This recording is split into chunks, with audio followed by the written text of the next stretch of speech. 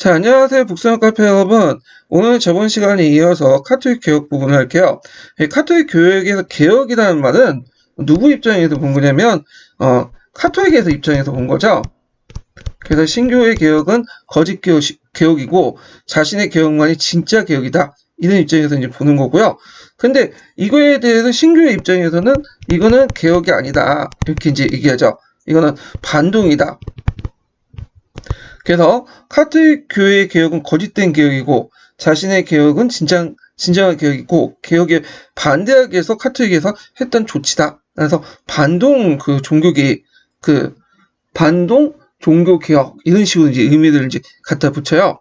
자, 하여튼 카톨릭 개혁이든 반동 종교 개혁이든 간에 요 중심된 회의는 트렌트 공회예요. 트렌트 공회. 그래서 이제 트렌트 공회는 프로테스탄트의 이제 주장, 교리를 반박하고 기본적인 카톨릭 교리를 재확인을 했죠. 그래서 그 내용을 보면 일단은 성경뿐만 아니라 카톨릭 교회의 전승이죠. 전승의 계시도 가치가 있다. 그 다음에 칠성사가 여전히 유효하다. 신앙만 아니라 선행 또한 구제를 필요하다.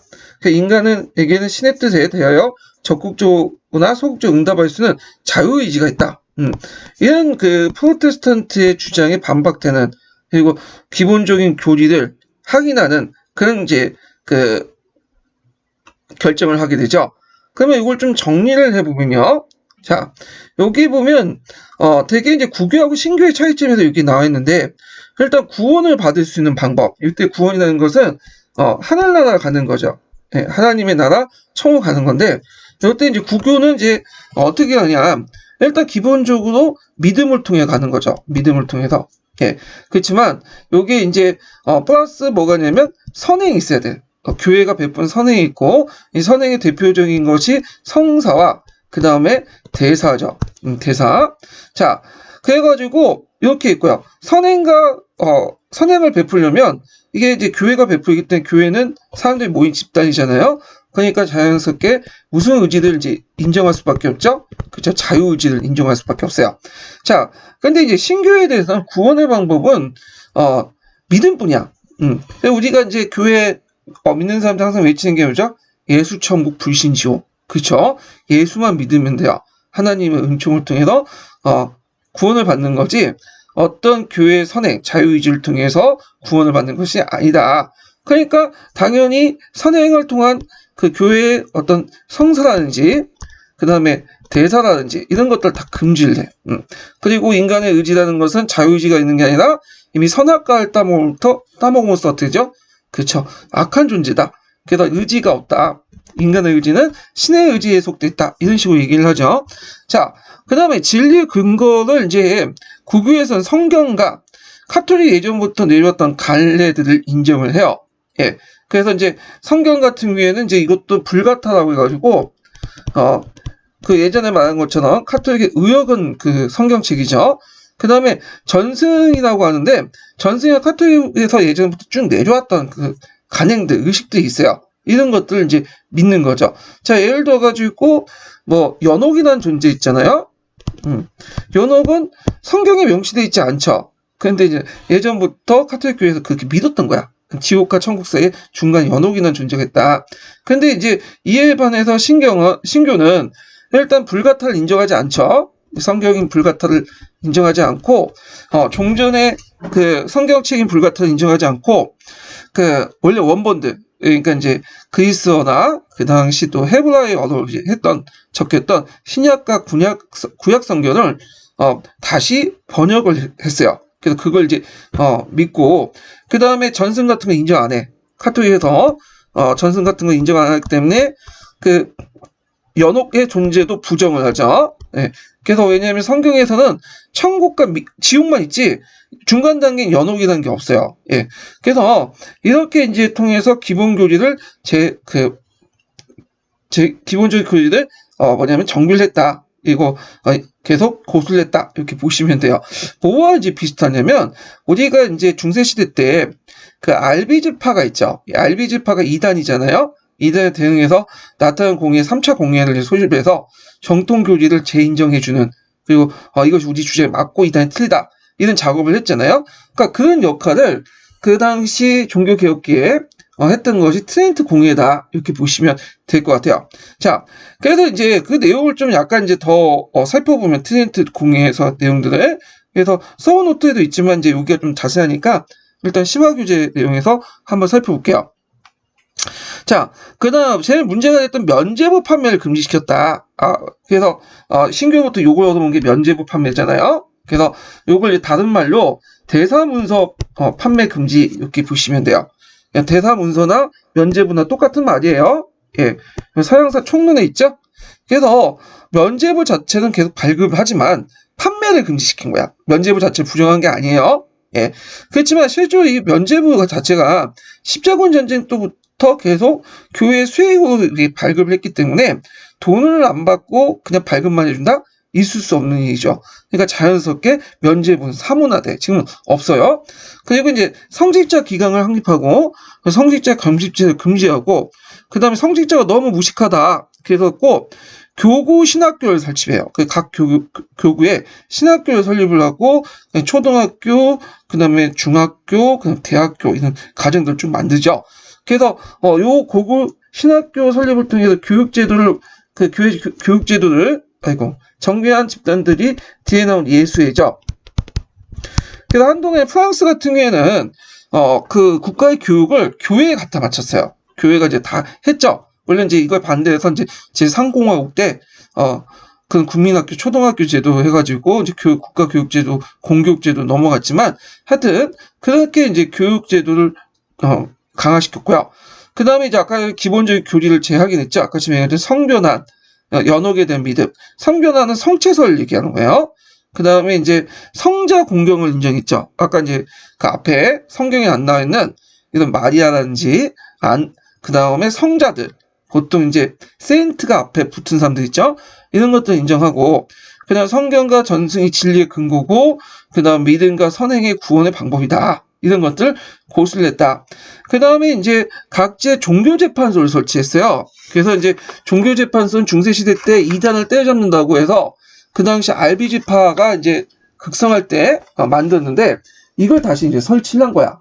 그래가지고 이탈리아나 스페인 주로 이런 지역들 그러니까 이제 카톨릭을 주로 믿는 지역에서 주로 많이 설치를 했고요. 자, 거기에서 많은 이단들 처단을 했죠. 이단이라는 게 신교들인데 그 다음에 금속 목록을 작성을 하고 그 다음에 이제 카톨릭 교리를 수호하면서 신교 학대를 방지를 하려고 했다. 그 다음에 이제 예전에 중세시대 말기 때 교회의 교권을 둘러싸고 두 가지 권력이 대입됐다고 했죠. 교황과 그 다음에 공예. 자, 그래도 교황의 어떤 지상권, 공예 지상권 이렇게 이제 했는데 나중에 교황 지상권 옮겨갔다고 했죠. 그래서 교황 지상권을 확립을 했고 예전의 것을 이제 다시 재확인했고요. 교황의 무효수를 이제 확립을 했어요. 이게 이제 예전에도 예수의 시험 때도 나왔는데 모든 일이 있어 진리를 얻기 위해서 우리에게 설령 쉽게 보이는 것을 교회가 검다고 해도 이를 언제나 믿어야 된다. 교황이 그걸 검다고만 해도 그거 우리가 믿어야 돼. 그게 교황 무효조술이에요. 자, 요걸 이제 누가 또 이제 받아들이면 예수회가 받아들였죠. 뒤에 얘기할 텐데. 그 다음 성직자의 독신제도를 강화시켰고, 그 다음에 이제 신교로부터 비판받는 성경책 있죠. 불가타 성경. 그래서 그것을 이제 인정을 하고요. 그 다음, 앞에 이제 성자, 성사 숭배를 제약인하고, 이건 그 위에 있으니까 있고요. 자, 그 결과, 카톨릭 교회의 입지가 강화됐다. 이렇게 이제 보시면 될 것 같아요. 자, 그러면 예수회를 이제 보죠. 예수회. 예수회는 예전에 공인형 기출문제 나왔어요. 예수회란 뜻이라는 것은 무슨 뜻이냐? 예수의 군대의 준말이야. 그래서, 이게 이제 예수회를 만든 사람이 이 사람이 예전에 시험 문제 나왔는데 노요라는 사람이에요. 노요라는 사람. 네. 이 사람이 스페인 출신이거든요. 그래서 그 전쟁 중에 이제 싸우다가 어느 날 다쳤어요. 병원에 있다가 성령을 이제 본 거야. 그래서 이 감화를 해가지고 파리 대학에 가고 공부를 했어요. 늦은 나이에. 근데 이 사람 공부 머리는 그렇게 돌아가지 않았어요. 그래서 실제로는 그렇게 공부 그렇게 성적을 내지 못하고 다만 그 밑에 있었던 나이 어린 동기들이 상당히 똑똑한 애들이 많아요. 그래서 근데 이제 보통 똑똑한 사람들은 좀 신중하잖아요. 근데 노율라는 군인 출신이기 때문에 가격해. 조직력 있고 사회성 있고. 그래서 이들을 이제 끌어모아가지고 만든 게 예수회야. 그래서 예수회는 군인 출신이 만들었기 때문에 되게 군대 조직화돼 있어요. 상당히 조직이. 그렇지만 거기에 구성원들은 또 되게 지식인들이 많아. 그래서 이제 두 가지 측면이 있죠. 군대적 어떤 조직 측면과 거기에 이제 지식인들이 많이 참여함으로써 이제 내용 교리를 좀 더 뭐냐면 체계화시켜주는 그런 역할을 했고요. 그래서 노율라라는 사람이 중심을 만들었다. 군대식 엄격한 군율과 종교를 위한 군사 조직이었다. 그리고 아까 얘기한 것처럼 교황에 대한 절대 복종, 교회에 대한 절대 복종. 그래서 교황 무오조를 강조했죠. 그래서 이제 여기 교회라고 하지만 교황이에요. 예, 우리가 설령 시계 보인다는 것을 교회가 검게 만든다 해도 이들 언제나 믿어야 된다. 요게 이제 기출 예문에 나왔던 거예요. 그래서 목적은 카톨릭 신앙 수업, 활동 내용도 외워두셔야죠. 예전에 시험 문제 나왔는데. 그래서 유럽에서 이제 카톨릭이 이제 약간 신교도에 밀렸잖아요. 예, 그러니까 카톨릭 교세 해볼까? 이걸 이제 또 어디에서 메꾸려고 했냐면 해외 전도를 통해서 메꾸려고 했어요. 그래서 아시아, 아메리카 이런 지역을 갔죠. 그래서 일본이라든지 중국의 최초의 선교사들은 그 예수의 선교사들이었어요. 그래서 이제 이거는 국민국가적 통합과 신대륙 발견을 이루었던 에스파니아 위세를 반영했다. 왜냐하면 에스파니아가 그 당시 카톨릭의 수호자 역할을 했거든요. 예. 그래서 이런 것도 있고 특히 이제 노율라 같은 사람도 에스파니아 출신이죠. 그리고 청소년 교육을 했다. 그래서 이제 그 당시 신자들이 좀 무식하고 그 다음에 성직자들이 좀 무식했어요. 예전 중세 시대 때는 상당히 똑똑했는데 자 걔네도 교육을 할 필요가 있겠다. 체계적으로 어릴 때부터. 그래서 여러 신학교를 설립을 했고 그리고 이제 이들은 이제 군주제도에는 봉사, 국제정치의 어떤 외교관 역할도 했다는 걸 이제 좀 기억을 해두시면 될 것 같아요. 자, 그래서 이렇게 이제 한번 예수의 활동을 봤고요. 경기도 합격자 서브 노트를 다시 들어보죠. 자, 아까쯤에 했던 것도 좀 다시 이제 여기는 대정리했는데 교황청에서 했던 내용들 이런 것들 종교재판 강화, 금속 목록 작성, 이단 폐지 방지 있고 수도회를 조직을 했고 그래서 종전의 프란체스코와 도미스카 이런 수도회가 다시 생기를 되찾았고 이 파들도 이제 해외 선교를 하게 되죠. 물론 이제 예수회가 이제 초창기 때 이제 아시아, 아메리카 지역에 이제 했지만 이들도 많이 했어요. 특히 이 프란체스코와 도미스카는 아시아 지역보다는 처음에는 남미 지역 주로 했고 나중에 이제 아시아 지역까지 진출했는데 그 과정에서 예수회가 좀 충돌했어.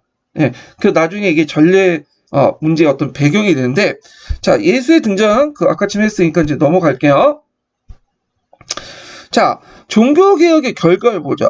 이 종교개혁 결과는 근대사의 이데올로기를 제시했다. 그래갖고 이 종교개혁은 유럽 근대사의 가장 중요한 이데올로기를 할 수 있는 개인주의와 민주주의와 더불어 자유주의적 어떤 요소를 했다. 그리고 이제 종교개혁과 함께 무슨 전쟁도 있었죠? 종교전쟁도 있었죠. 그래서 종교전쟁 동안 많은 피를 흘렸잖아. 그래서 종교적 문제 때문에 갈등 빚고 싸우는 것은 소모적이라는 걸 알게 된 거야. 그래서 서로 못마땅하지만 상대방 믿음을 믿지는 않지만 서로 인정해주자. 그래서 종교적 간용이라는 그런 것들이 등장을 했다. 예. 그래서 이제 이런 간용들이 이제 등장을 했다는 거. 그 다음에 여기에 이제 중세 카톨릭의 지배는 보편적 세계에서 무슨 세계? 개별 국가 중심의 세속적이고 현세적인 유럽의 근대사의 설립에 발전에 크게 공헌했다는 거. 예, 이런 것도 있고요. 그래서 이제 점점 종교가 카톨릭이라는 그 큰 보편적 교회에서 국민적 교회, 예, 그러니까 국민국가 중심의 어떤 국민적 교회, 신교 분리 운동이 일어났다. 이렇게 이제 보시면 될 것 같아요. 자, 그래서 이제 있고 다는 칼빈이즘은 기독교의 금욕을 생활하여 새로운 금욕적 생활 윤리를 탄생했고 중상 계급에 널리 받아들여 유럽 근대사의 어떤 발전의 주요한 정신적 지표가 됐다. 이건 막스 베버가 주장한 건데 최근에는 그렇게 보는 사람은 없어요. 예, 하나 의견이다 이렇게 보시면 될 것 같아요. 자, 그 다음에 종교개혁과 함께 같이 이뤄진 것이 뭐죠? 그렇죠. 종교전쟁이죠. 종교전쟁. 예. 그래서 이 종교전쟁과 종교개혁은 한 세트로 이루어지고 있어요. 자, 이 종교전쟁도 처음에는 종교 때문에 일어났어요. 종교 때문에. 그렇지만 거기에 이제 정치적, 경제적 세속 권력이 이제 개입을 하고 이것이 국내 문제뿐만 아니라 어느 방향으로 국제전으로 바뀌어요. 외국 세력 개입에. 그래갖고 겉으로는 종교 전쟁이지만 실제로는 그 당시 행했던 왕조 전쟁이라고 보시면 돼요. 철저하게 세력 균형의 원리가 적용됐어요. 예, 이거는 이제 하면서 좀 얘기를 하죠. 자, 그러면 이제 프랑스의 위그너 전쟁을 자, 보통 이제 종교 전쟁, 그게 위그너 전쟁, 그 다음에 네덜란드 독립 전쟁, 그 다음에 30년 전쟁 이렇게 세 가지로 나누죠. 자, 위그너 전쟁부터 살펴볼게요. 자, 위그너 전쟁은 1562년에서 1598년까지 지속했던 그 전쟁인데 그 원인을 이제 그 내용을 보면요. 프랑스 남부 지역에 위그너들이 있었어요. 위그너. 그래서 이들은 이제 칼뱅파들을 이제 얘기를 하는데 저 칼뱅파들은 그 카톨릭과 달리 주로 어떤 사람들이 많이 믿냐면 그 신교들은 주 상인이나 수법자들이 많아. 그래서 이제 신흥 계층들이 되게 많고 물론 이제 귀족도 다수 존재하고 있었다는 거. 그리고 이제 위그너가 선정할 수 있었던 그 배경을 보면 그때 이제 남프랑스일 때가 이전에 알빈파가 성장했던 곳이죠. 그래서 되게 보면 이제 약간 반카톨릭 정서가 되게 강해요. 그런 데서 이제 들어갔다는 거. 그래서 이렇게 있고 그 다음에 이제 위그너 전쟁의 성격은 이게 되게 복잡해요. 겉으로는 종교지만 실제로는 그 안에 그 신교를 대변한 귀족계가 그다음 구교를 대입한 귀족계 대립. 예를 들어서 부르본가와 앙리가의 대립 이런 것도 있었고요. 왕권 대립. 그리고 왕위 계승 문제가 또 복잡하게 깔려져 있어요.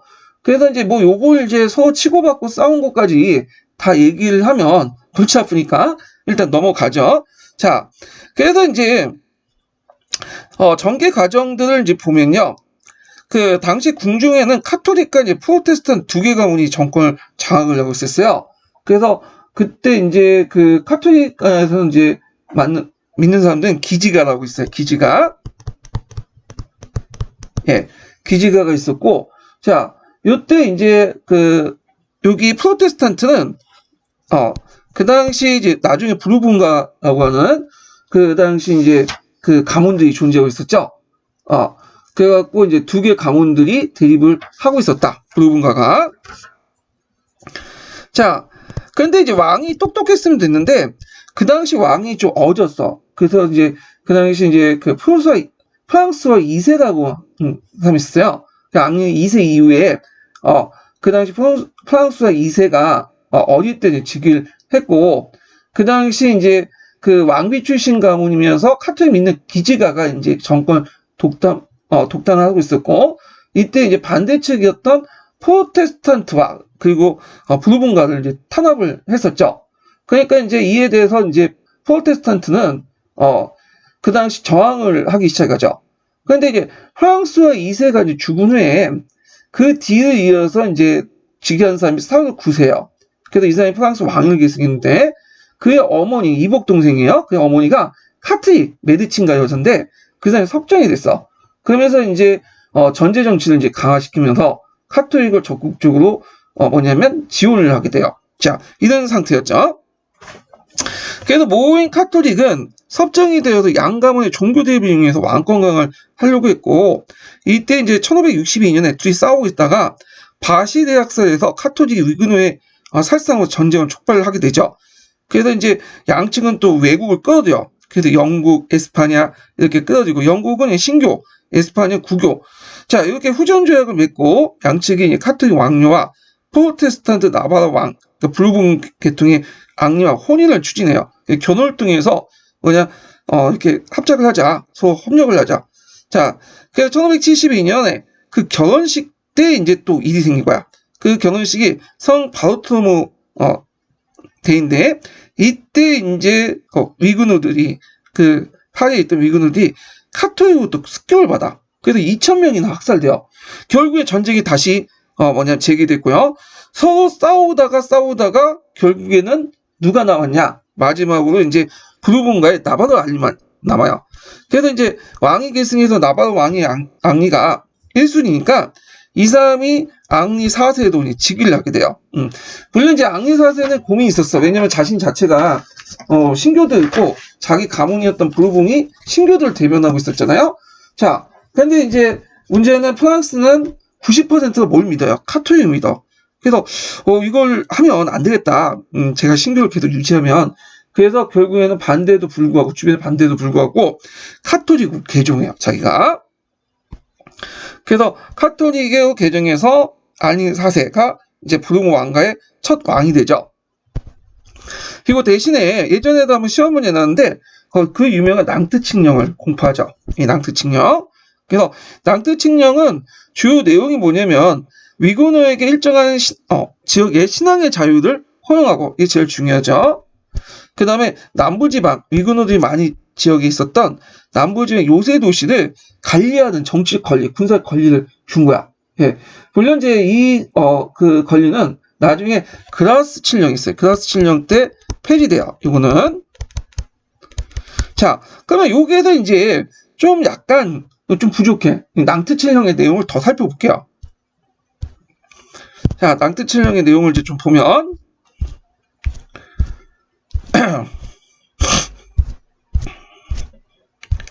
아이고.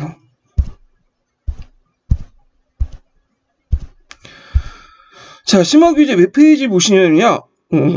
382페이지 펴보세요.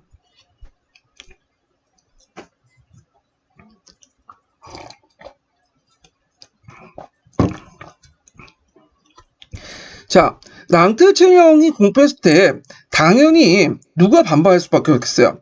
그렇죠? 카톨릭과 교황 등이 반발했다.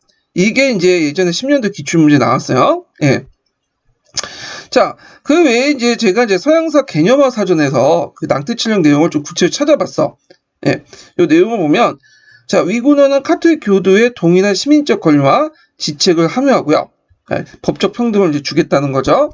그 다음에 집회와 교육의 자유를 부여하고 두 종파로 구성된 동수 법원에서 그 형사사건 재판을 받을 수 있는 권리를 부여하고 그 다음 국교 지원으로 목사를 부양하고 그 다음에 위그너 수비대의 주도를 허용한다. 그 남프랑스일 때 이제 그 뭐냐면 그 지역의 요새를 관리할 수 있는 권리를 주죠.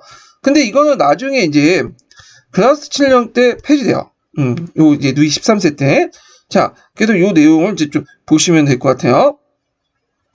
자, 그래서 이제 이런 게 낭트 칠령이 종교의 자유를 인정한 것 같지만, 그 당시 지금 입장할 때는 당연한 거야. 근데 그 당시에 이제 관념 볼 때는 좀 약간 이상한 거야. 왜냐면 그 당시 절대왕정 시기였잖아요. 그때 절대왕정 시기 때는 어떤 그 원칙이 있었냐면 하나의 종교, 하나의 법, 하나의 왕이 있어요. 하나의 왕국에는 하나의 종교가 있나요? 왕이 믿는 종교. 그게 하나의 종교였지 다른 종교는 있어서 안 돼. 그래서 한 나라에 두 개의 어떤 종교가 공존한다는 것은 이 당시의 입장을 정상적이지 못해요. 결국에는 그 앙리 4세였던 손자였던 루이 14세가 그 당시 그 낭트 칙령을 폐지하죠. 네. 그래갖고 이제 이 낭트 칙령 폐지한 내용이 뒤에 이제 얘기를 할 텐데 이런 내용이 있었다. 이렇게 좀 기억을 해두시면 될 것 같고요. 자, 그 다음에 넘어가서 이제 보면 30년 전쟁을 볼게요. 30년 전쟁. 예, 30년 전쟁. 자, 시험 문제 많이 나오는 부분은 잠깐 여기 빠먹었네요. 이후의 변화부터 좀 볼게요. 자, 루이 13세 때 제상 니슈엘레가 왕권을 강화해서 위군의 정치적 특권을 박탈하고 그들의 본거지였던 그 랑루세함을 전가하죠. 그래서 그레스와 칙령을 맺고 종교 권리를 이제 인정하죠. 종교 권리만 군사의 권리가 아니라. 그리고 이제 아까 루이 14세 때 뽕테부르 칙령 요거 외워두세요. 요게 예전에 기출에 나왔어요. 10년도 기출에. 그래갖고 뽕테부르 칙령에서 앙트 칙령을 첨패하죠. 그래서 많은 위그노들이 신앙의 자유를 찾기 위해서 네덜란드, 영국, 브랜덴부르크는 오늘 어디에 그냥 베들린 그냥 예전에 프로이센을 브랜덴부르크라고 했죠. 그래서 인근 나라로 이주했고 위그노 상당수가 상공업자이기 때문에 위그노에서 이주한 국가들은 산업 발달에 큰 도움이 됐다. 반면에 이제 유능한 기술자 상공인의 해외에도 유출되죠. 프랑스 산업이 크게 타격받고 금융업자도 이제 많이 빠져나가기 때문에 네덜란드 쪽으로 세수익 감소가 일어나요. 예. 그래서 큰 손해를 보죠. 경제적으로요. 예. 근데 이 뽕떼부르 칠령은 그러면 그걸 예측 못했냐? 위그너들이 빠져나갈 것을 생각을 못했냐? 그건 아니에요. 위그너의 어떤 해외 망명 유출 나가는 것을 금지시켰어. 해외로 나가는 거를. 근데 이제 그거는 뽕떼부르 칠령의 어떤 칠령 내용이고 실제는 안 그랬다는 거죠. 예, 많이 빠져나갔어요. 예. 그래서 이제 그 당시 그 프랑스의 그 기술자들 중에 정밀 기술자, 시계를 정밀하게 만드는 기술자들이 많았거든요. 그들이 어디로 많이 가냐면 스위스로 갔어요. 스위스.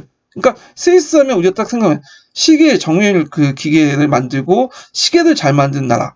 이렇게죠. 그 기술이 여기 다시 나중에 뭐 총이라든지 대포라든지 이런 거를 만드는 기술로 연결되죠. 군수사업적으로. 자, 그러면 이제 독일의 30년 전쟁을 보자. 자, 30년 전쟁은 시험 문제 많이 나. 예. 배경하고 가정은 별로 안 나오는데 그 결과, 그 베스턴팔렌 조약 그걸 이제 중심으로 해갖고 시험 문제 나와요. 그래갖고 이제 근데 좀 약간 중점적으로 볼 수 있어요. 봐야 돼요. 이 30년 전쟁은 정형적인 종교 전쟁이면서도 왕조 전쟁이에요. 국제적 성격이 있고요. 그리고 유럽 최후의 그 최대의 종교 전쟁이야. 그래서 다른 그 30여년 어느 다른 앞에 설명한 위그너 전쟁과 함께 종교의 문제를 출발했지만 그 안에는 이제 국제 관계라든지 세력 관계에 따라서 이렇게 이제 정치 싸움, 그다음 국제전 이렇게 확대되었다. 이렇게 보시면 돼요. 그러면 이제 배경을 볼게요. 이 배경을 이제 보면 이게 내용이 이제 배경하고 가정들이 쭉 있는데 일단 크게 이제 배경을 좀 이따 설명하고 크게 30년 전쟁은 크게 4식을 나눠요. 그래서 보헤미아 지대 이제 보헤미아를 둘러싸고 싸움 1기라고 이제 볼 수가 있고 그다음 덴마크 왕이 또 개입을 하죠. 2기. 그다음에 3기는 구스타프 아돌프가 개입을 해. 3기. 그다음 프랑스가 개입을 하죠. 4기. 그래서 초기 때는 이제 카톨릭군이 그 신교들을 연합군을 격파를 했어요. 그런데 이제 3기로 넘어가면서 이제 그게 좀 약간 반전이 일어나고 결국에는 프랑스가 개입되면서 이제 결국엔 베스트팔렌 조약을 맺게 되죠. 예. 그래서 이 과정을 이제 있는데 요 내용이 이제 여기는 좀 짤막하게 설명돼 갖고 요 부분을 제가 이제 서양사 신학 교재에서 좀 더 살펴볼게요. 자. 보면 종교 배경을 볼게요. 이게 16세기 정도 되는데 말 정도 되는데 자.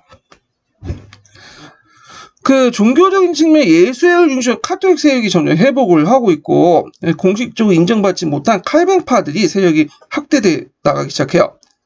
그래서 아우구스부르크 하이 때는 칼뱅파를 제외시켰죠. 루트파는 인정받고 특히 이제 아우구스부르크가 남긴 그 회의 문제인데 그 아우구스부르크에서는 그때 신교들이 장악했던 구교도 재산들을 신교들이 이제 갖는다 이렇게 했잖아요. 자, 근데 이게 이제 문제가 이제 생긴 거야. 여기 회의가 아니라 하이네요. 예. 자, 어떤 문제가 생기냐면 이게 이제 이 아우구스부르크 하이를 맺고 나서 이 30년 전쟁은 그 후로 이제 뭐냐면 좀 시간이 지난 후에요. 예. 그래서 이때 이제 2대, 3대 쭉 가니까 기존의 카톨릭 재산들도 일단 남의 거지만 오랜 세월 동안 그 사람이 어떤 특정한 사람이 점유하면 자기 재산이 되죠. 근데 황제가 이 사람이 구교도 편에 서가지고 카톨릭 재산을 예전에 카톨릭 재산 있죠. 빼앗은 카톨릭 재산 돌려줘라. 이런 명령을 내리는 거야. 이런 명령. 자, 그러니까 당연히 물론 이게 이제 30년전 중간 과정에서 이제 내린 건데 당연히 이제 신교들 입장할 때는 어떻게 해서 자기 재산을 뺏기지 않으려고 당연히 반발을 하겠죠. 자, 이런 것도 있고요. 그래서 이제 프로테스탄트 제후대 연합을 해서 유니언이 형성되고 카톨릭 제후대 동맹이 형성되죠. 그래서 리그라고 하죠. 그래서 우리가 지금 많이 쓰이는 유니언, 리그라는 명칭이 여기에서 이제 나왔다고 그래요.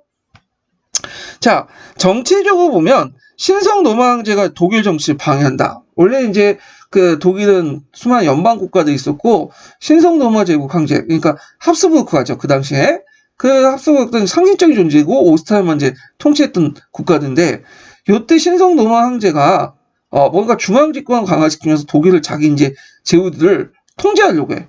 그러니까 이제 그거에 대한 반발 이런 것들이 있죠. 자, 그 다음에 이제 발대 진출 문제인데 이게 니은하고 디귿은 국제관계와 관련된 거죠. 자, 그때 발트해 쪽이 있는데 발트해는 이제 이 덴마크가 있으면 이쪽 지역을 이제 발트해 지역이라고 하죠. 이 지역이 이제 되게 그 독일의 주요 도출구야. 독일 같은 경우에는 바다의 그 땅의 육지에 비해서 영토에 비해서 그렇게 바꿔 나갈 수 있는 통로가 없어요.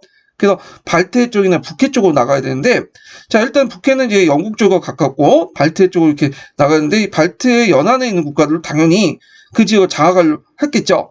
그래서 이제 덴마크, 스웨덴, 그 다음에 이런 사람들이 이제 들어왔고, 덴마크, 스웨덴은 발트해 지역의 연안 국가죠. 신교를 믿는 국가고, 이런 것도 있었다. 예. 그 다음에 이제, 요거 좀 약간, 편집이 잘못됐는데 요 D도 넘겨야 돼요. 예, 스페인, 영국, 프랑스의 팀은 그 다음에 이제 왕조적 대립 문제. 그래서 프랑스하고 이 당시 그 독일 합스부르크는 예전부터 계속 싸웠어. 반려 왕조 때부터. 그래서 그 당시 이제 인구가 제일 많았던 나라가 러시아를 제외하고 프랑스가 제일 많고 그 다음에 2위가 독일이죠. 예. 그리고 합스부르크는 영토들 되게 많잖아요. 그래갖고 프랑스 합스부르크가 서로 패권 싸움을 하게 된 거예요. 그런 것들이 이제 반려왕조부터 이제 계속 했는데 프랑스 부르보 왕조도 여기 쭉 연결돼 있죠. 예. 그래서 이런 것들과 이제 겹쳐져 있다. 그래서 프랑스는 자기가 국교임에도 불구하고 이 독일의 합스부르크가들 견제하기 위해서 국교가 아니라 당연히 누가 신교를 지원하죠. 신교를 이렇게 있다는 거. 그리고 여기에서 스페인은 같은 이제 합스부르크가니까 독일 지원하고, 그 다음에 이제 영국 같은 경우에도 이제 신교를 지원하고, 이런 식으로 해갖고, 국제적 양상을 띠고 있다. 그래서 이제, 여기 보면 국교를 지원했던 것이 같은 합스부르크는 에스파냐와, 그 다음에 신교는 덴마크, 스웨덴, 프랑스, 이런 나라였다. 이렇게 보시면 돼요. 자, 전쟁 과정은 크게 4시기로 나누죠. 처음에 보헤미아, 오늘날 체코 지역이에요. 체코 지역의 전쟁 시간. 이때는 독일 내전에 좀 불과했고, 근데 이제 덴마크, 스웨덴, 프랑스가 개입되면서 1, 2, 3, 4기가 넘어가서 국제적으로 바뀌게 되죠. 자, 그러면 보헤미아 전쟁을 볼게요. 보헤미아 전쟁. 자, 보헤미아는 오늘날 어디를 의미하냐면 체코를 의미해요. 체코. 체코는 예전에 누구의 고향이었죠? 그죠, 흡수의 고향이에요. 네. 그래서 보헤미아 지금 오랫동안 합스부르크의 지배를 받다 보니까 반합스부르크 가문의 어떤 반감이 되게 많았어요. 그래서 물론 이제 보헤미아도 카톨릭 교도가 많긴 하지만 일단은 그 카톨릭 반대하는 이단을 좀 믿었죠. 예전에 흡수를 따랐고, 그 다음에 신교도 들어오면서 칼뱅파 교리를 또 수용을 했고, 그래서 신교도 비중이 상당히 컸다. 그리고 이제 보헤미아는 이제 신교를 믿는 것 자체가 일종의 자기의 정체성 강화야. 저쪽 오스트리아인들은 카톨릭 믿지만 나는 신교를 믿는다. 그런 거죠. 그래서 지금 이단이 시아파를 믿고 있잖아. 시아파를 단순히 믿는 게 아니라 얘네는 이건 자신의 민족적 정체성을 이제 서로 연결돼 있어요. 요거하고 이제 좀 보고 이해를 좀 해주시면 될 것 같아요. 그래서 이제 오스트리아 지배에 대한 민족적 감정이 상당히 강하다. 계기가 됐던 건 뭐냐면 독일 황제였던 페르디난드가 있어요. 페르디난드는 칼 5세의 동생이죠, 원래. 그래서 이제 칼 5세가 죽기 전에 자기의 아들이었던 필리페에게는 저쪽 그 땅을, 좋은 땅 쪽 스페인이란 네덜란드를 떼어주고, 자기 동생한테 이제 페르디난드에게는 그 독일 지역을 떼어줬어요. 근데 이제 페르디난드가 황제가 되기 전에 보헤미아 왕이 됐어요. 먼저 황제보다 좀 급이 낮죠. 그래서 이제 내려오면서 신교도를 탄압을 한 거야. 그러니까 이제 신교도 귀족들이 반발하게 되고, 그리고 나중에 이제 페르디난드 다시 이제 돌아가고 이제 이상 황제가 되고요. 그렇지만 전쟁은 계속되죠. 그래서 신교도들이 새로운 왕을 옹립을 하고, 그러면서 이제 그 과정에서 프로테스탄트 동맹과 카톨릭 연맹이 이제 형성이 돼요. 자, 근데 신교들이 이게 이제 얘네들 그 군대가 제대로 정비가 안 됐고 우왕좌왕하니까 그 당시 오스트리아 공원에서 격파가 되죠. 그래서 반란군이 격파되고 보헤미아는 오스트리아 합스부르크 세습왕국 전락을 했다. 예. 자, 여기까지 끝났으면 이제 뭐냐면 이거는 종교를 이제 가장한 뭐 내전 정도 이렇게 볼 수가 있겠죠. 근데 요때 요게 끝나는 게 아니라 또 누가 들으면 덴마크 왕이 개입을 해요. 자, 덴마크 왕은 그 당시 이제 발트 쪽과 북해 쪽에 이제 항구를 장악하기 위해서 또는 이거는 이제 실제 경우인데 겉은 신교도가 장악한 카톨릭 재산을 보호한다라는 등 명목으로 그 당시 들어온 거야. 실제 우쪽 이제 북해나 그 발트 쪽의 연안을 이제 해서 대항구를 확보하려고 한 거죠. 항로를. 자, 근데 이 덴마크는 예전부터 누트파를 믿고 있었거든요. 그래서 누트파 덴마크 왕이었던 크리스찬 4세가 개입을 한 거예요. 예. 그래서 영국이 여기에 이제 꼬드긴 거지. 영국이 들어와서 우리가 돈을 줄 테니까 너는 군대를 빌려줘라. 근데 실제 돈을 안 줬어. 원래 안 줬어요. 그러다 보니까 이제 좀 약간 빙빙거리면서 독일 국내를 돌아다니다가 그 당시 항제 군인이었던 발렌스타인이라는 사람이 있어. 이 사람이 좀 약간 4차원적인 사람인데, 자, 하여튼 이 발렌스타인에 맞아서 격파당하죠. 그래서 크게 패해요.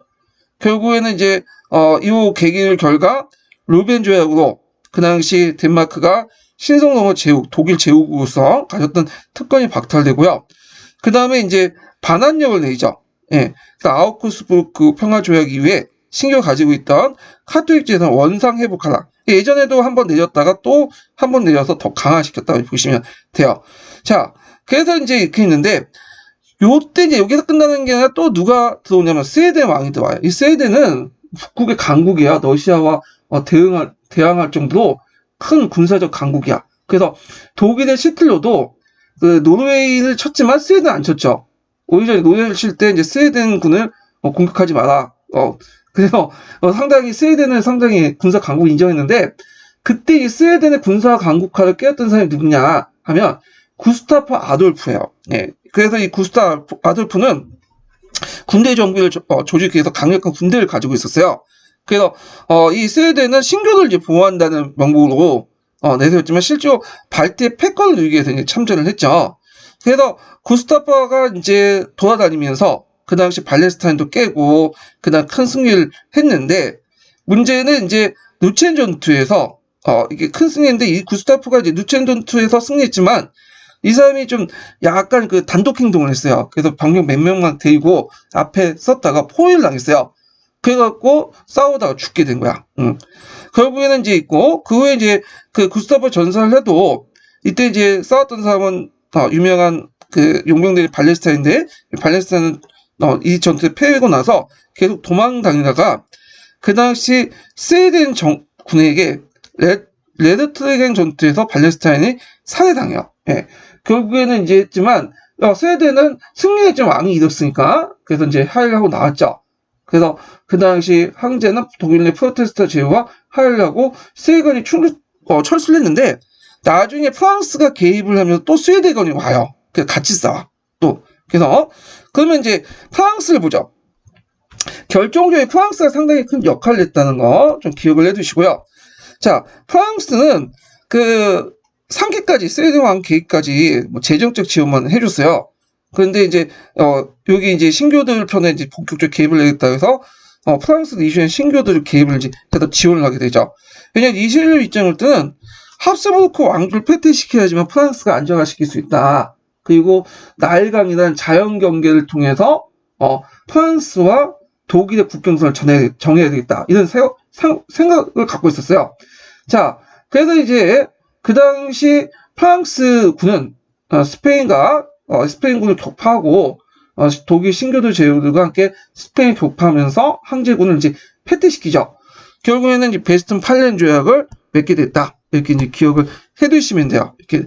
그래서 1기, 2기, 3기, 4기 정도 이렇게 봤는데, 여기 좀 눈여볼 사람은 이때 이제 항제군의 용병대전에 발렌스타인이라는 사람이 있고요. 그 다음에 루벡 조약을 통해서 루벡 조약이 아니라 그 밑에 누첸 전투에서 이제 구스타파라는 사람이 전사를 했다. 이렇게 좀 기억을 해두시고, 마지막에 프랑스가 개입해서 베스튼 팔렌 조약을 체결했다. 이렇게 보시면 돼요. 자,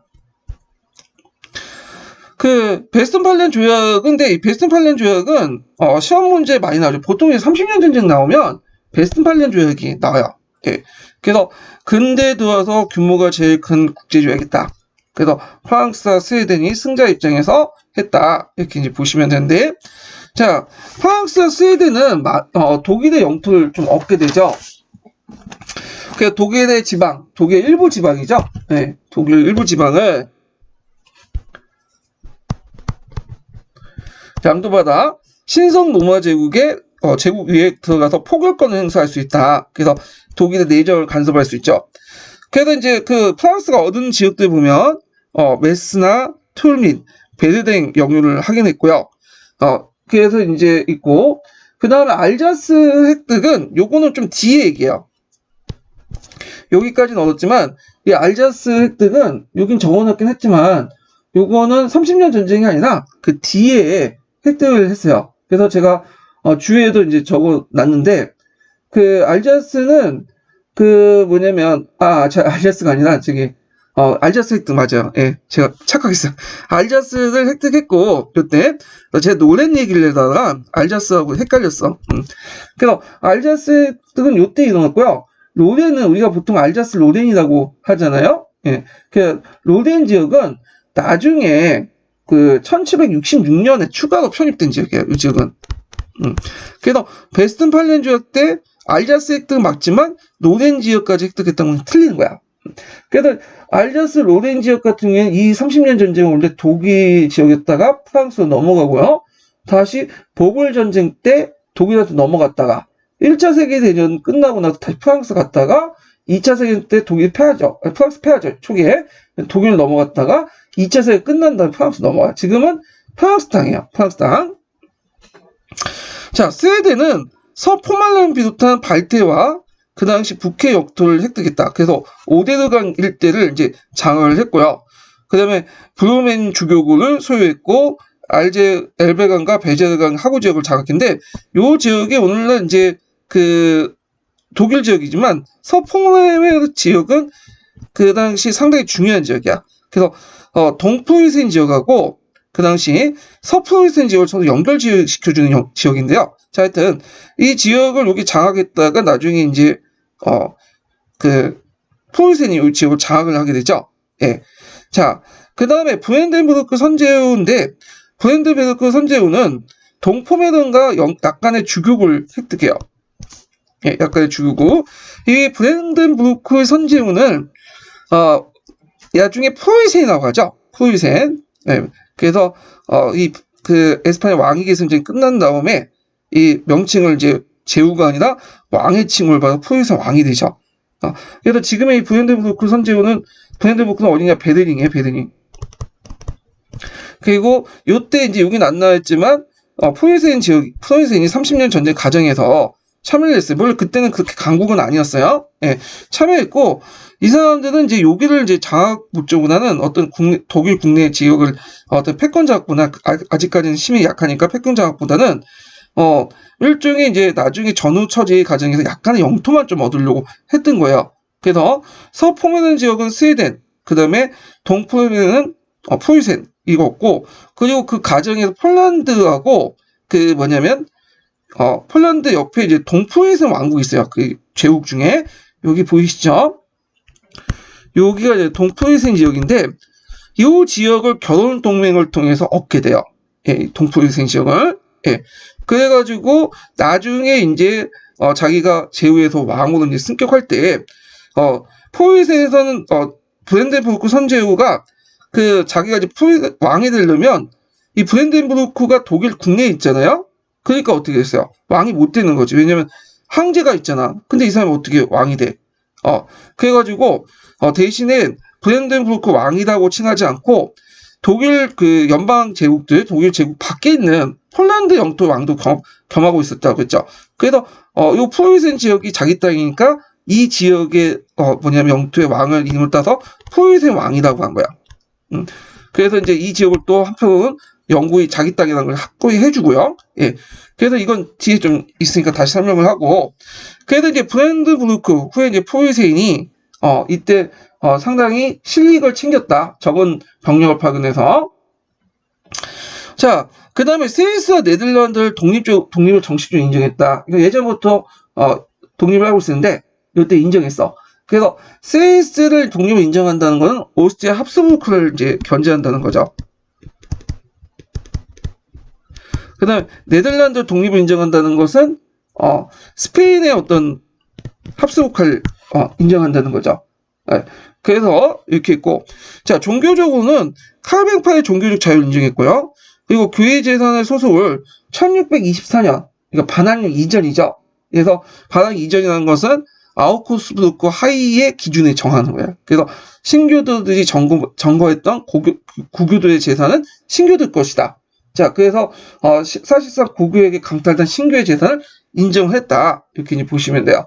그리고 이제 항제재판소에서 누투파와 칼뱅파의 동수재판권을 두고 인정을 했다는 거. 이런 것도 이제 같이 기억을 해두시고요. 자, 그 다음에 여기에서 이제 이걸 통해서 이제 종교와 관련된 거니까 좀 부연 설명하면, 이제 개인의 종교의 자유를 인정했어요.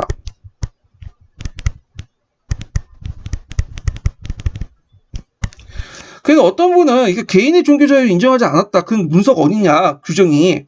이렇게 이제 얘기를 하시는 분이 있더라고요. 예.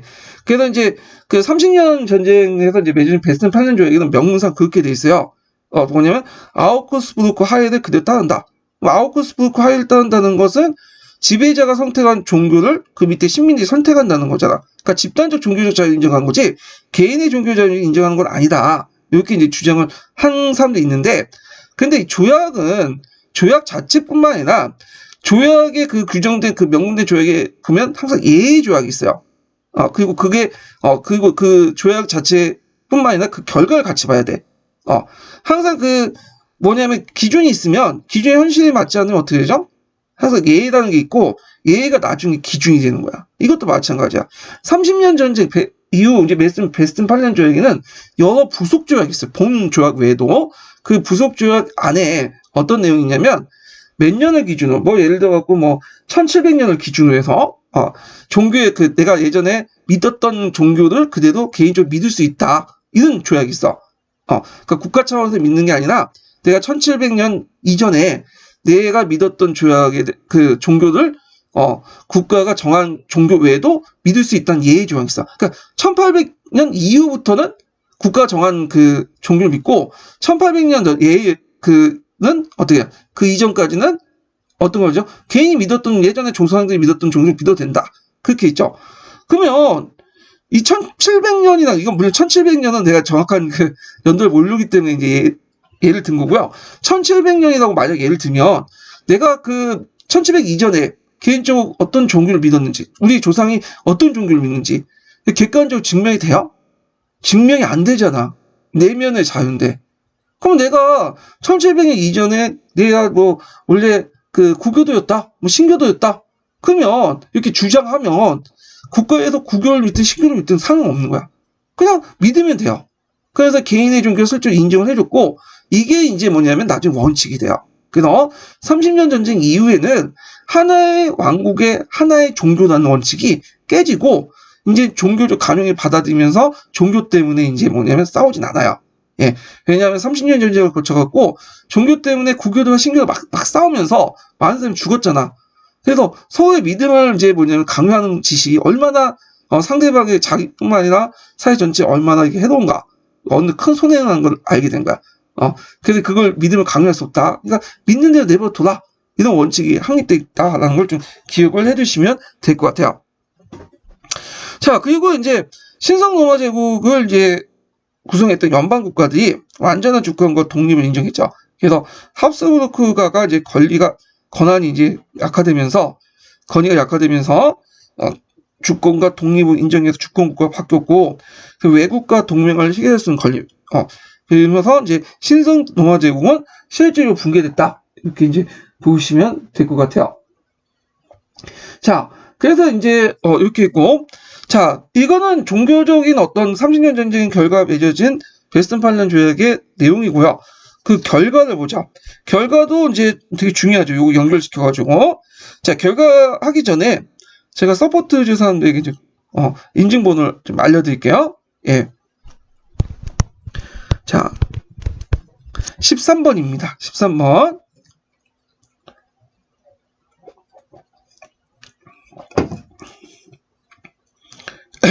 자, 다시 할게요. 자, 그럼 결과를 볼게요. 자, 오스트리아, 스페인 합스부르크가 타격을 받고 프랑스가 패권을 장악했다. 그래서 그 이후 이제 나중에, 누구죠? 나폴레옹이 등장할 때까지 프랑스가 유럽의 강국이었어요. 일단, 경제도 발전됐고요. 인구가 많았어. 19세기 초반까지. 그러다 보니까 이제 나중에 견제 대상이 프랑스였거든요, 많이들. 예. 그 여러 국가들이, 프랑스를 견제하는 그런 것들을 이제 했죠. 세력군용 원칙에 따라. 자, 그런 전쟁이 독일 안에서 일어났기 때문에 독일의 인적 물적 손실이 막대했어요. 그래서 인구의 3분의 1이 감소했고, 그 다음에 독일의 근대적 발전과 경제에 타격을 줬고요. 그리고 그 과정에서 이제 전쟁을 효율적으로 이제 수행을 하기 위해서 종전의 신분제 의회를 중심한 신분제 국가 단계에서 절대왕정 체제로 전환을 했다. 대표적인 나라가 오스트리아와 프로이센이죠. 그리고 프로이센은 이때 이제 조그만 제국에 불과했는데 요 과정에서 이제 삼국전쟁 때 약간의 병력을 파견하면서 신뢰를 챙기는 과정에서 독일 국내 영토를 얻고, 그리고 아까쯤에 결혼 동맹을 통해서 동프로이센 때를 이제 장악을 했다고 했죠. 그래서 프로이센 흥계를 마련하는 계기를 마련해줬다. 이렇게 보시면 돼요. 그리고 이제 독일의 개인의 신앙의 자유 인정했고, 국가의 주권 평등 개념의 계기가 됐고요.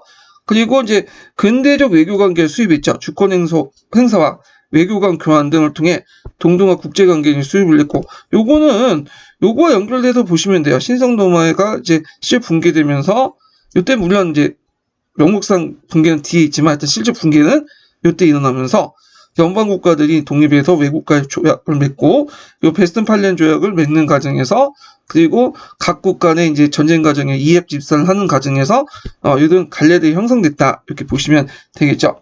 그 다음에 30년 전쟁 동안 많은 사람이 죽고, 특히 용병들의 어떤 폐해가 되게 많았어요. 용병들이 약탈이 많았거든.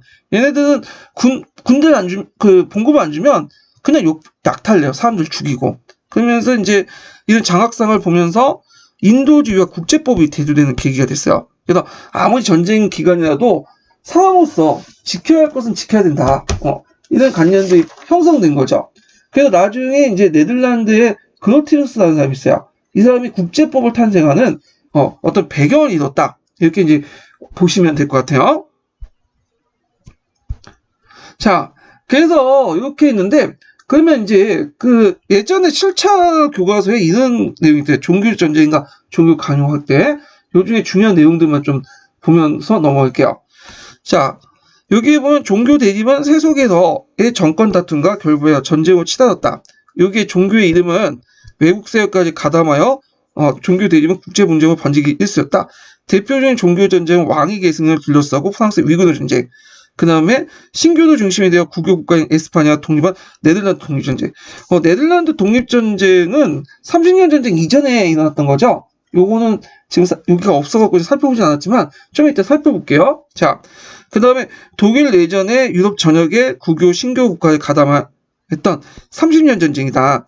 그래서 30년 전쟁 후에 무슨 조약이 맺었어요? 베스튼 조약이 맺고 되고, 그래서 이때 유럽인들은 비로소 개인의 종교의 자유를 인정했다. 베스튼팔렌 조약의 내용에서는 하나의 왕국에는 하나의 종교단 원칙, 그러니까 아우크스부르크 하위 원칙이 따로 있지만, 근데 실제로 그 부속 조약에 뭐가 있다 했죠? 어떤 특정한 기준을 런들 중심으로 해갖고 그 전에 믿고 있으면 국가의 종교 외에 다른 종교를 믿어도 된다. 라는 예의 조항이 있다고 했죠. 그 예의 조항이 확산돼서 개인의 종교의 전택을 인정받았다. 이렇게 보시면 되고요. 예, 그래도 아까 얘기했죠. 베스튼팔렌 조약 그 자체뿐만 아니라 베스튼팔렌 조약의 세부 조약과 그리고 베스튼 조약이 실제로 어떻게 적용했는가 그걸 같이 보셔야 돼. 이거는 다른 조약도 마찬가지예요. 예, 명문 구정만 보시면 안 돼요.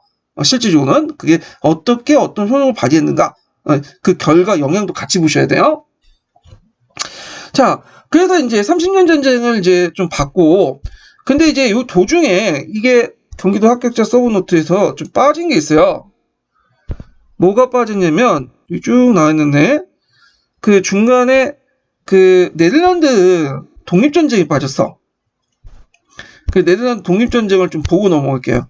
이건 제가 심화교재 때 정리한 거니까 심화교재 좀 보죠. 376페이지.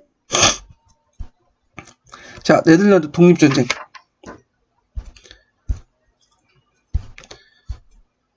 아이고, 잠깐만요. 자, 네덜란드 독립전쟁 1568년에서 1581년부터까지 일어난 전쟁이에요. 그러면 여기에서 네덜란드라는 그 뭐냐면 지역이 어느 범위냐? 오늘날 네덜란드보다는 좀 큰 지역이야. 그래서 네덜란드 하면은 이제 저지대, 낮은 땅 지대라는 거죠. 그래서 중세 시기 때 11세기 이후부터 조금씩 개간된 지역, 간척지를 이제 얘기를 해요. 그래서 이런 그 지리적 용어와 함께 오늘날 이제 네덜란드 외에도 벨기에, 루셈부르크 지역을 통치해서 그 당시에는 네덜란드라고 했어요. 예, 네덜란드. 예. 그래서 좀 약간 오늘날 네덜란드 지역은 좀 큰 지역이다. 이렇게 이제 보시면 돼요. 자, 네덜란드는 모직물 공업이 발달됐죠. 예. 그 100년 전쟁 때 중세 시대부터 모직물 공업이 발달했어. 그래서 특히 이제 프랑드 지역 있죠.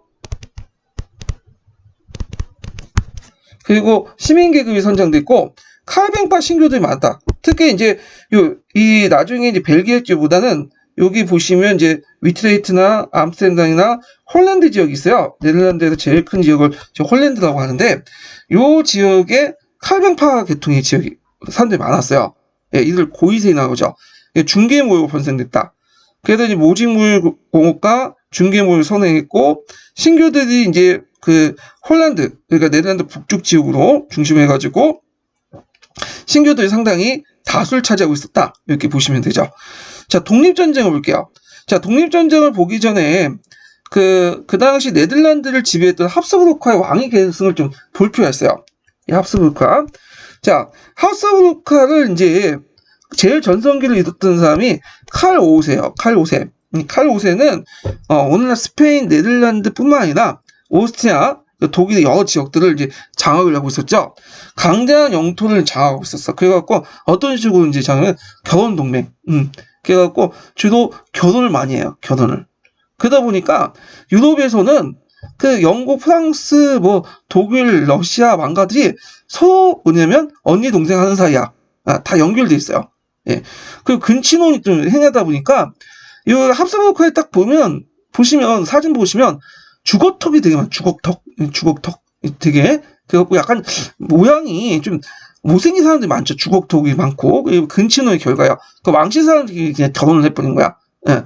자, 하여튼 여기 보면 칼 5세가 죽을 때 이제 그 방대한 영토를 두 개로 나눠가지고 페르난드 2세에게는 독일 합스부르크를 주고요.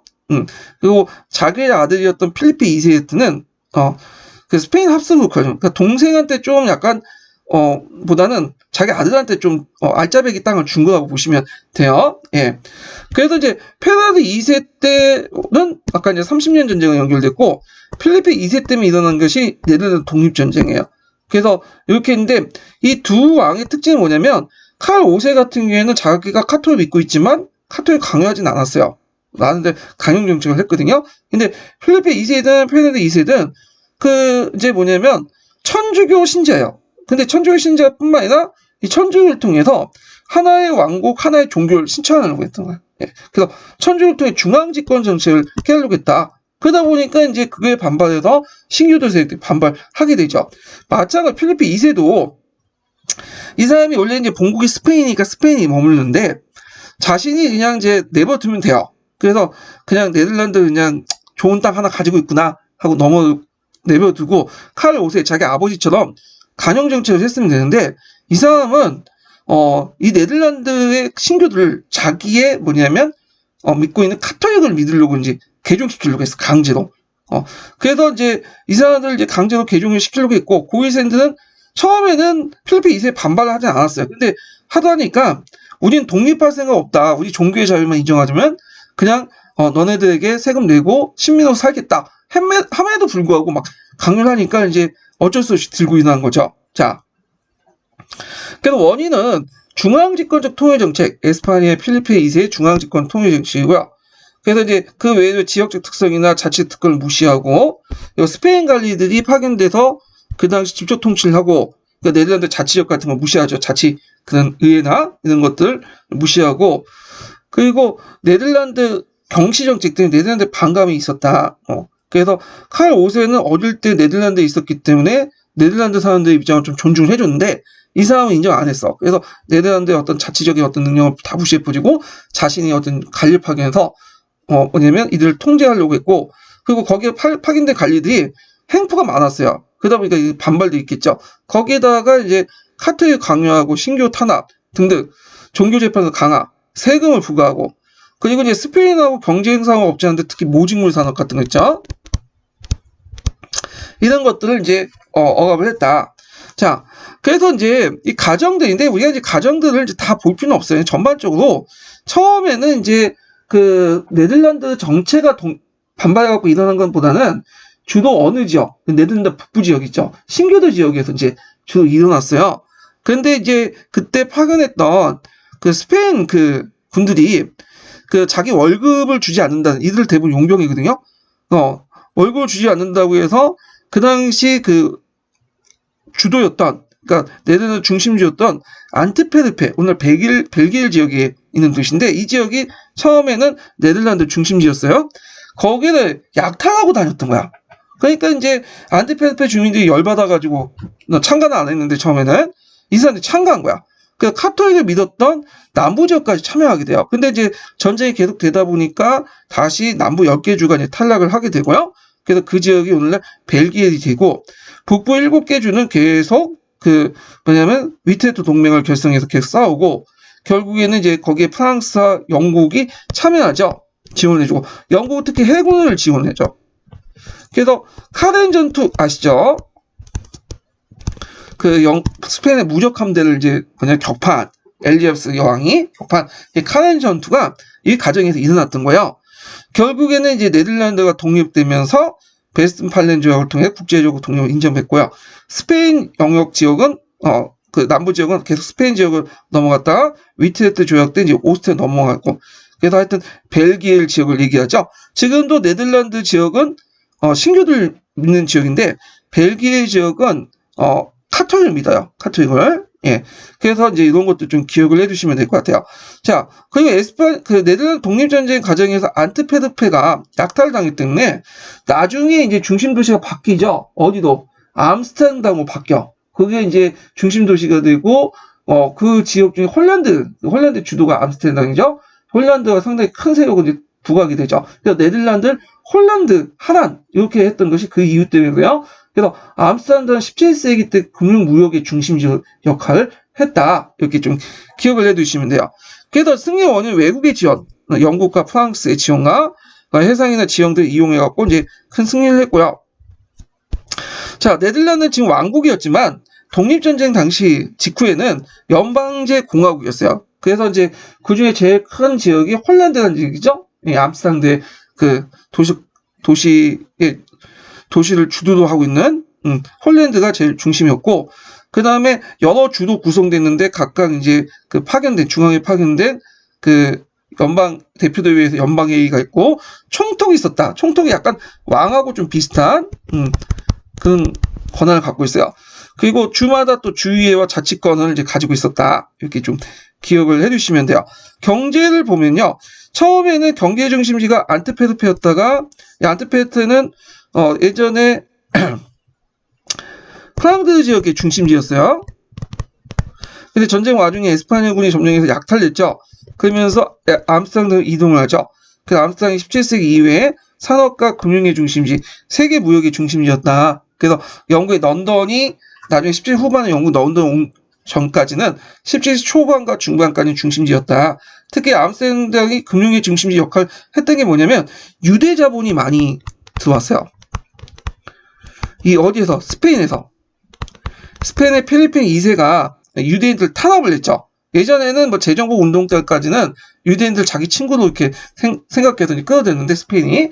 근데 필리핀 2세가 등장하면서 하나의 종교, 하나 원칙이라는 그런 것들을 밀고 다니면서 유대인을 탄압하니까 유대인들이 어디로 갔냐면 암스테르담으로 간 거야. 암스테르담은 신교들 지역이지만 신교들은 종교에 잘 인정해 줬어요. 그래서 이들의 어떤 여러 가지 첨단 기법들, 이런 것들이 요때 이제 정착을 하게 되고, 우리가 알고 있는 뭐 주식회사 제도라든지 주식 그 시장이라든지 선물, 옵션, 요때 다 만들어진 거야. 예.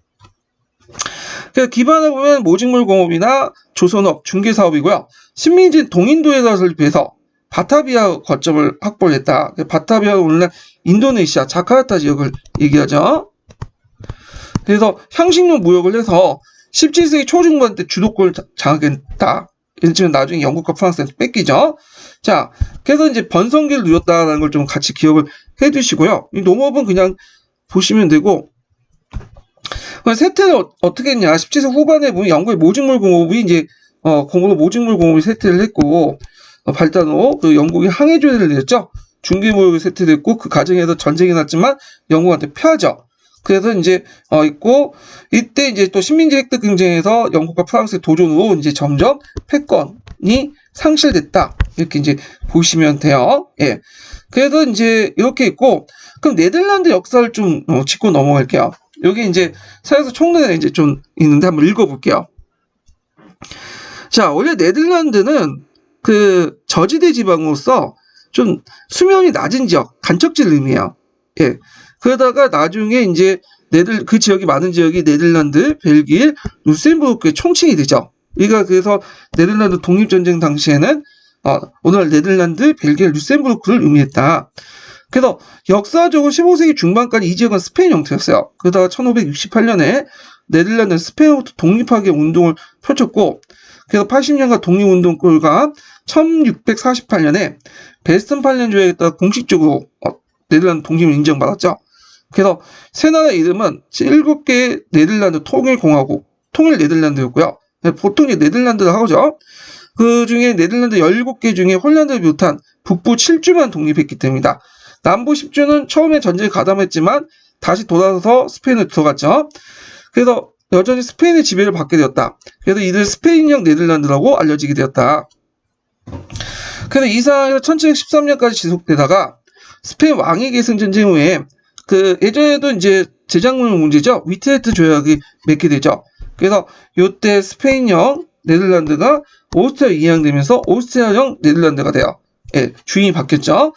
그래서 나폴레옹 전쟁 이후에 1815년에 비내에서 유럽 열강들은 프랑스가 세지니까 프랑스를 견제할 필요가 있겠다 해가지고 그 당시 오늘날 베네루스 삼국 그러니까 오늘날 그 베네루스라는 거는 네덜란드, 벨기에, 루셈부르크를 합친 말이죠.